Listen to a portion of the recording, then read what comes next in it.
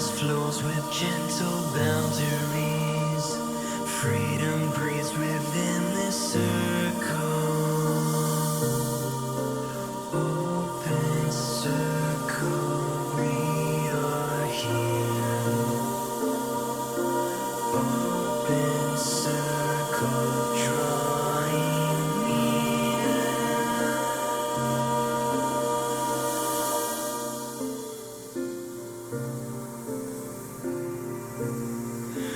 We unlearn what once confined us. We remember who we are. Kindness given without condition. Freedom held with quiet strength.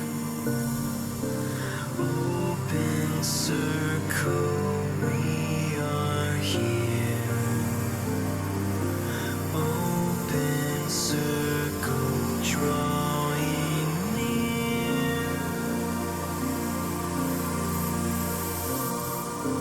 You're welcome in this space. You are safe to simply be. Take your time and find your voice, or just rest in quiet presence. Open circle, we are here.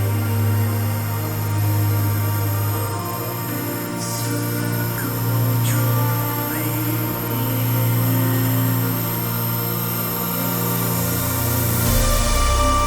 Open circle, holds us now. Open circle, soft and true. Open circle, breathing slow.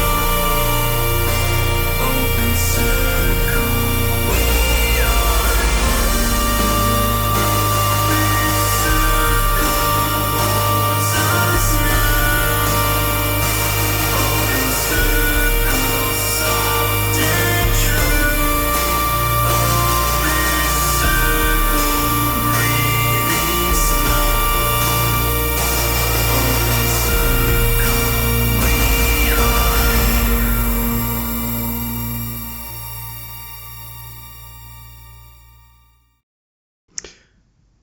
Welcome everyone, wherever you are joining from and in whatever particular time zone you may be in. Welcome to the Open Circle.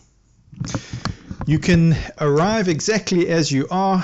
There's no requirement here to be anything other than what is already present.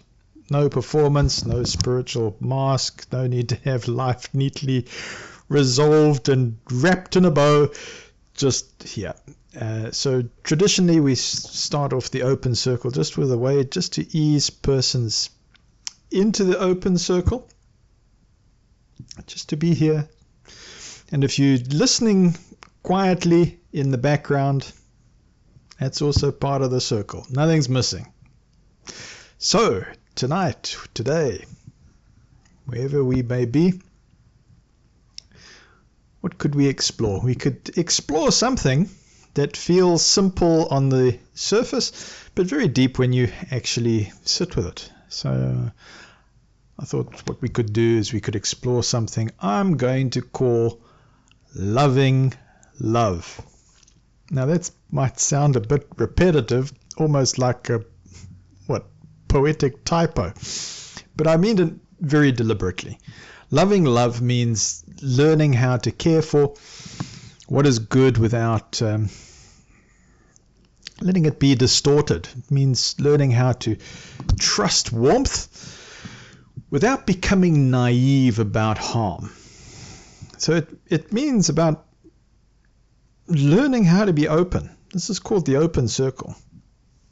Being open without being unprotected. So for many persons who are here in the open circle, it's actually not an abstract idea. It's actually lived experience. Many persons here know it only too well, because a lot of us didn't just grow up in neutral environments. No, far from it. We grew up in systems where love was sometimes mixed with control. In fact, very often mixed with control, and I'm going to say a harmful control. And it was where kindness was sometimes mixed with expectation. Here's a set of criteria. It's got to be met. So we're talking about a situation where belonging sometimes came at a cost we only understand later, be it because of the psychology. I'm going to say because of the psychology and manipulation that creeps in. So this idea of loving love becomes something like relearning a language that we once thought, oh, I know this, or I thought I knew this. So let's start with a simple image. Imagine a garden, a real one. Not the perfect, social media garden. I don't know, maybe Instagram. I mean a real garden, you know. So some plants are thriving, doing really well, flourishing, but some plants are struggling. And what have you got? You've got weeds growing where you didn't invite them. Hey, what's this? You know, I didn't plant that. Now bring in the gardener. The gardener's panicking. No, gardener's not panicking. No. The opposite. The gardener is not shouting at the soil. They're observing. And hopefully, here's the interesting part. Okay? The gardener doesn't hate the garden. No, even when things are out of place. No, that shouldn't be there. That shouldn't be there. What's that doing growing here? You know. But the gardener doesn't want to ignore what's choking growth. Throughout the channel, I talk about the weeds, right? So in this imagination, this garden, this real garden, right? The gardener isn't ignoring what's choking the growth. It's discerning. It's a smart gardener. And he's this gardener, he, she, however you want to say, that gardener is holding balance, right? And that's where we begin to comprehend, to understand loving love. Not blind acceptance, not harsh control, but awareness with care, right? So I want to ask something gently. When you think of love, loving love, what did you learn it was supposed to look like? Was it freedom? Was it obligation? Was it approval? Or was it silence? Just take a moment with that. Because sometimes the first step in healing is simply noticing what definition we were handed. Here you go. Boom. That's what it's about. And whether it actually felt like love, or something else wearing love's clothing. So let me tell you a small story here. So there was a man once upon a time who used to water a plant every day. Here he goes. There's watering can. Bloop, bloop, bloop, bloop, bloop. Every day he goes out. Same time, same amount, same routine. Okay? And you look at the plant, and the plant just wilted. So this man became frustrated. He said, I'm doing everything right. Why? Okay, overacting. Yeah. But why is it dying? You know? And somebody looked at him. Lady comes in, gardener, says, just can I ask you a question here? Says, sure. Says, have you actually checked if the plant needs that much water? He sort of stops, pauses, because he hadn't. He hadn't. He was so committed to doing it correctly that he never checked whether the plant was actually okay. All right, okay. Matt, funny story, right? Okay. Or maybe not. I think that's what sometimes happens with kindness too. We can become so committed to being kind that we forget to ask whether what we're doing is actually nourishing. Is this the right direction? Or it's just simply a habit, going through the motions merely, or an obligation, or fear of conflict. Now I want to bring something important here. Loving love also means learning to recognize when love is being used as a tool of pressure. Not every environment is like that. But many people here in the open circle will know exactly what I mean when I say there are moments when kindness wasn't free. It was conditional. It had rules. Even changing rules. Okay? Catch-22 rules. It had these rules attached to it. And if you didn't follow the rules, something shifted. Uh-oh. Warmth. Reduced. Belonging. Reduced. Approval. Reduced.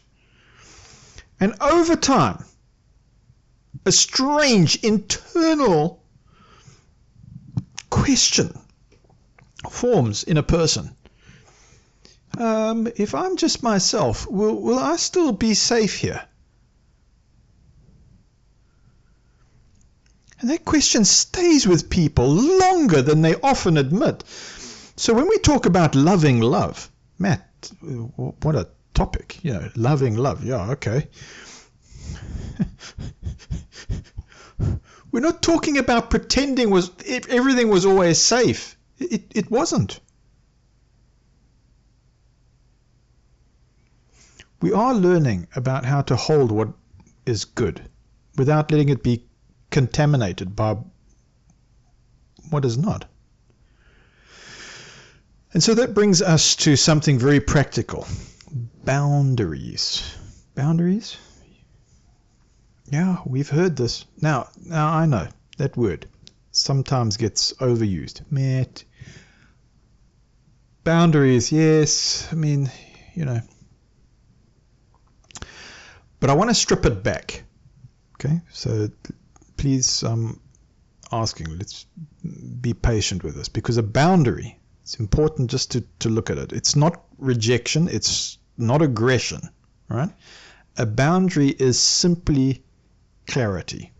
It's the difference between saying I value connection and also saying I don't abandon myself to maintain it. Let's be clear. So let me say that again in a slightly lighter way, because you might go, Matt, that's getting heavy, getting intense. Because sometimes we need, I'm endeavoring to use some kind of humor, right?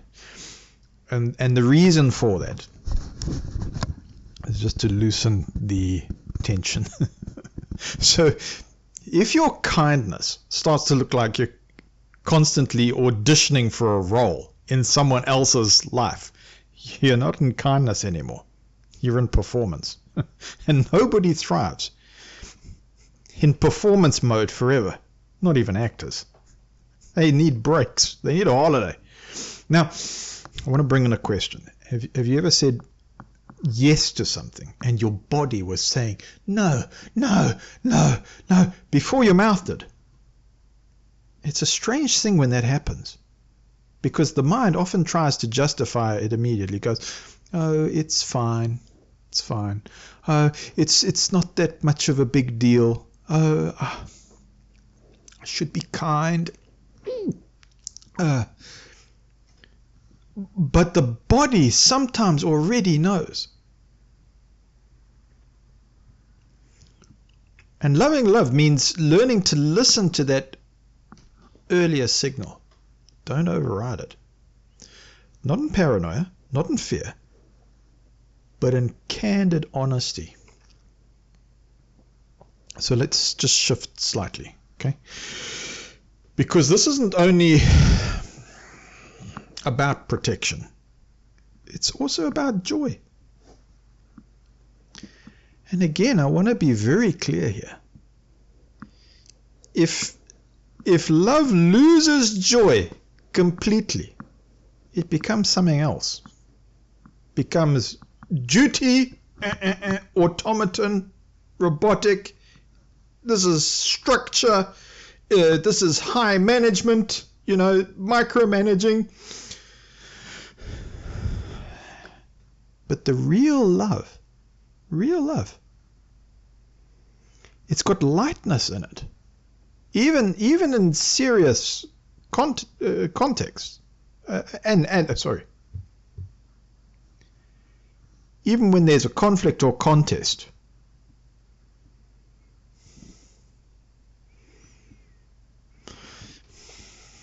Now, when it comes to recovery, there's also lightness in love too, and in rebuilding trust, because that's very, very important. Now, there's still space for laughter. There's still space for humor. I once knew someone who said, I left a very controlling environment and realized I didn't know how to say no to small things. Like choosing the tea I wanted. And you know what happened? As they said, they laughed. Because it sounded ridiculous. But was it? No. It wasn't ridiculous. It was real. They had to relearn preference for a cup of tea.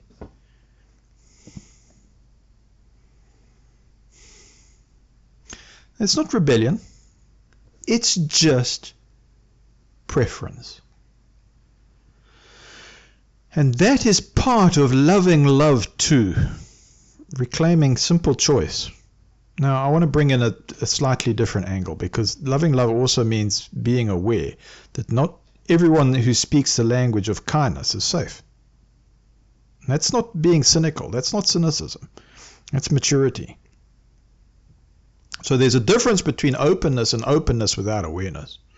One's grounded, the other is dangerously exposed, right?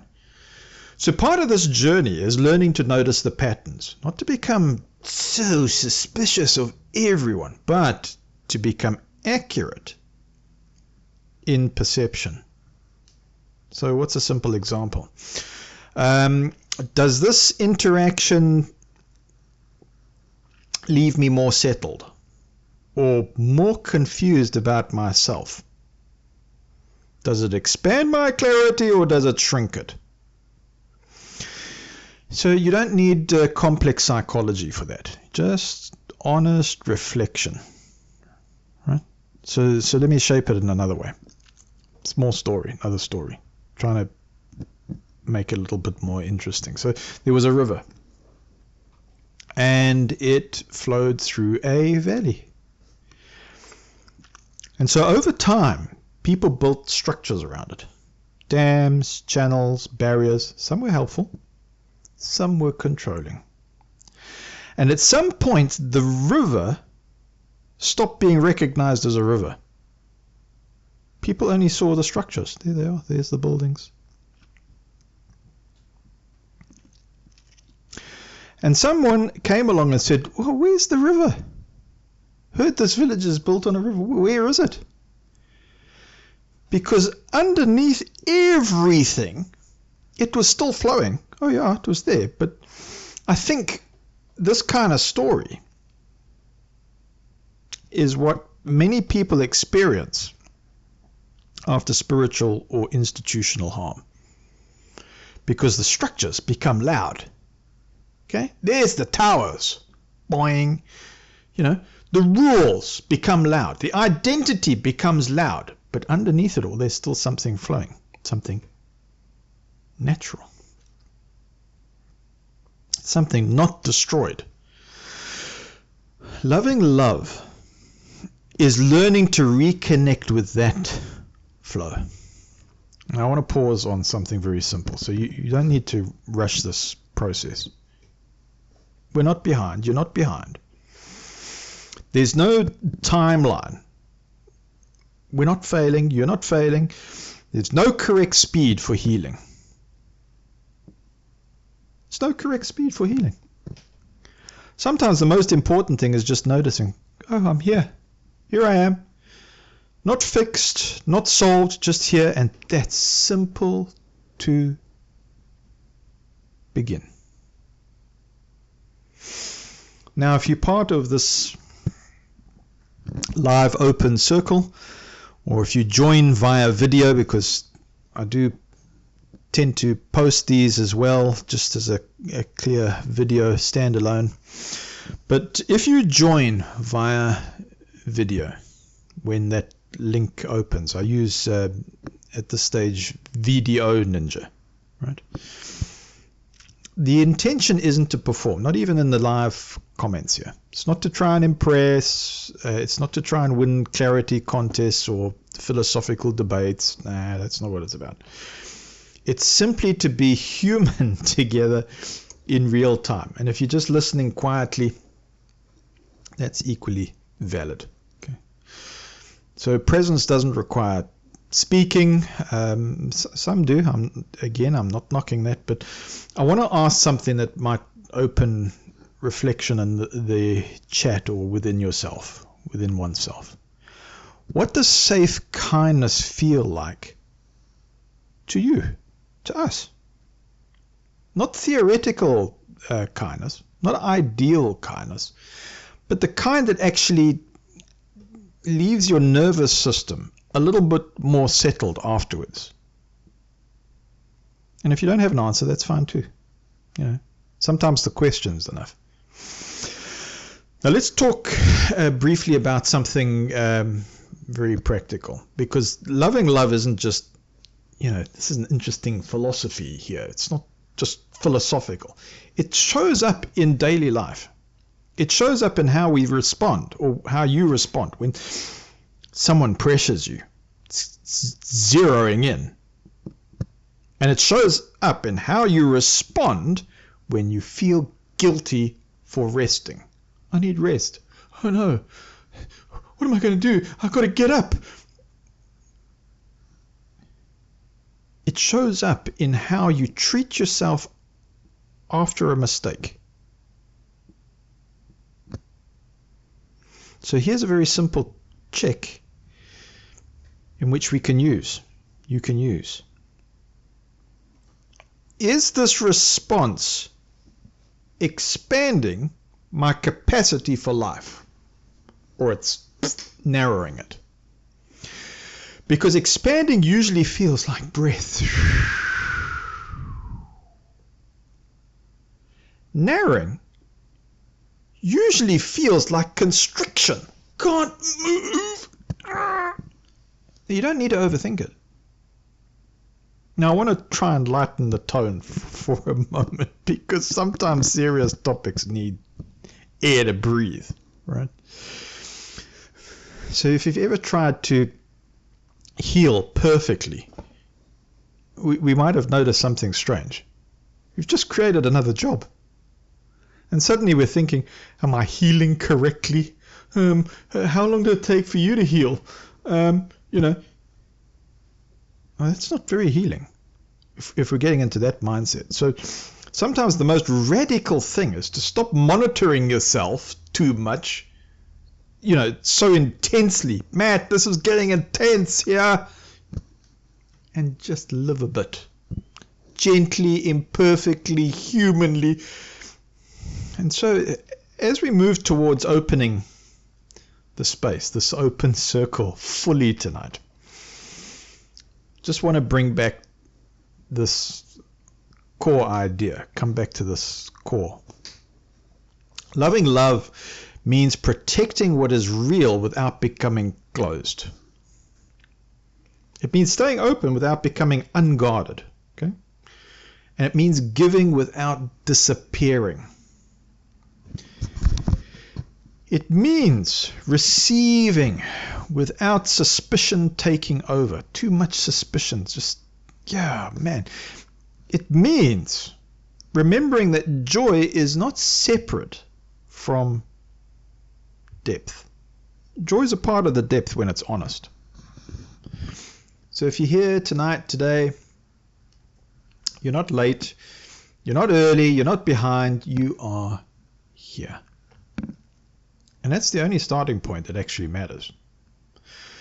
So in a moment, as we open more fully into the live circle, or into that, or into just quiet listening, there's no pressure to bring anything other than what's already present. Even uncertainty is welcome here, especially uncertainty, because that is often where honesty begins. So that's it. I'll leave you with that final simple question. If love could be safe again, what would it need from us, from you, now? Not forever, just now. Thank you for being here. You are the reason we and I am here. Shall we open the circle?